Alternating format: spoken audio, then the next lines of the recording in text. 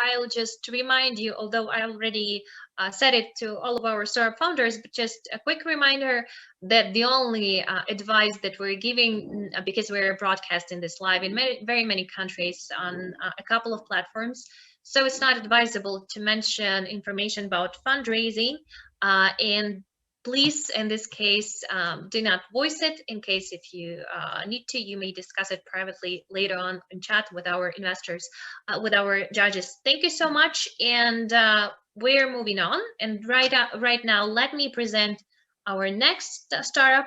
Who today is I'm really welcome to see HyperSpec. Shravan, the floor is yours. Whenever you're ready, we may start. Thank you, Maria. I have a pre-recorded presentation and I can do Q&A. Can you guys see my screen? Yes. Hi, my name is Shravan and I'm the CEO of HyperSpec, and we are revolutionizing robotic perception.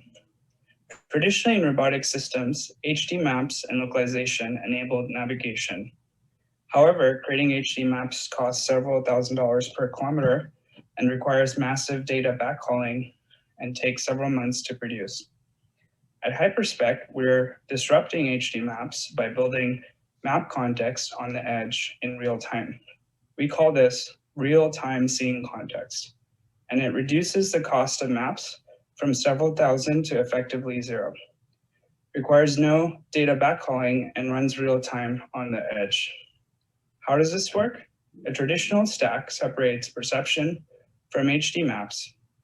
Collectively, they create scene context utilizing localization. There's several problems with this strategy. Localization error causes your map and perception stack to be misaligned. Map staleness also compromises scene context.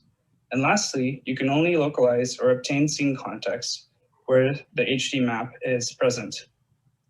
In our stack, we combine the concept of perception and the map into a single entity.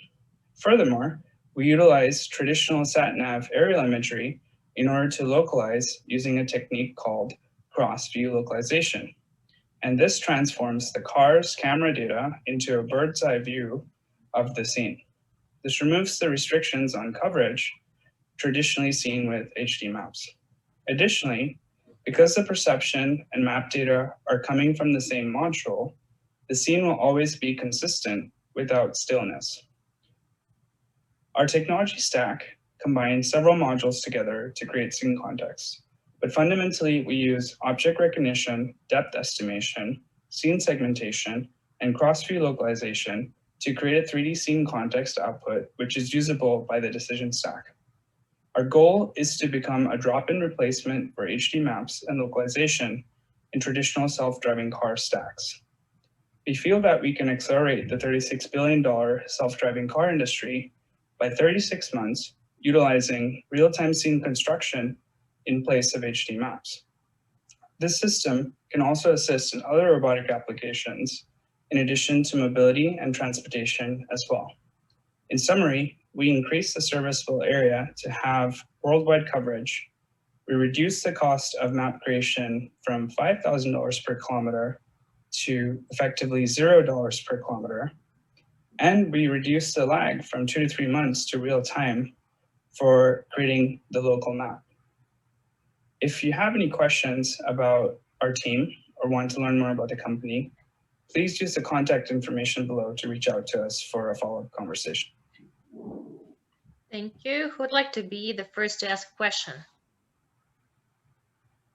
Thank you, Shravan. I have a question for you. So are you talking of 3D SD imaging or mapping, or are you talking about scene detection?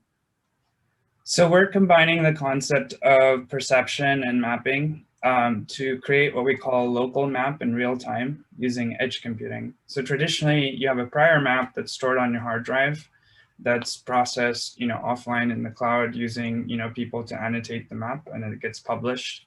What we're doing instead is we're using the real-time edge computing in the car to convert the sensor data into a local map using an end-to-end neural network. So it has the same semantics as an HD map, but it's produced real-time. Okay. So are you able to take? Are you also Oh, able sorry. to take this technology beyond the autonomous vehicles into the space to look at the debris in the space where the satellites are moving? It would require a little bit of tuning, but we would have to look into that and probably get back to you. Okay. So this is a hardware product, and do you have are you a prototype or are you actually deploying these?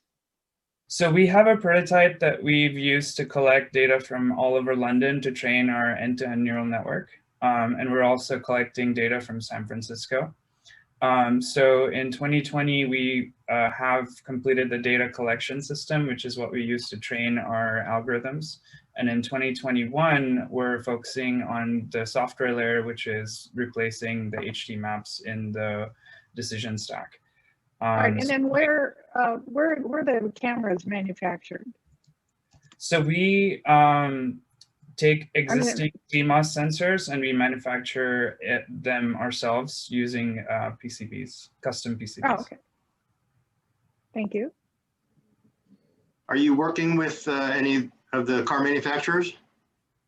Yeah, so we had a 300K NRE with Daimler to produce the initial prototype. And then we're also doing some technology development fundraising from NSF and SBIR grants. Thank you so much. We still have time for one question. What's the market size that you described? So we're looking to replace HD maps completely. So if you look at the US road network, I would say 5% of the road network probably requires HD maps because of the scene complexity. But 95% of the roads are quite simple with four-way intersections and simple traffic lights. So that's our market. We're looking to deploy our software in the 95% use case. The time is up. Thank you so much, Shravan. Thank you, everyone. We are moving forward.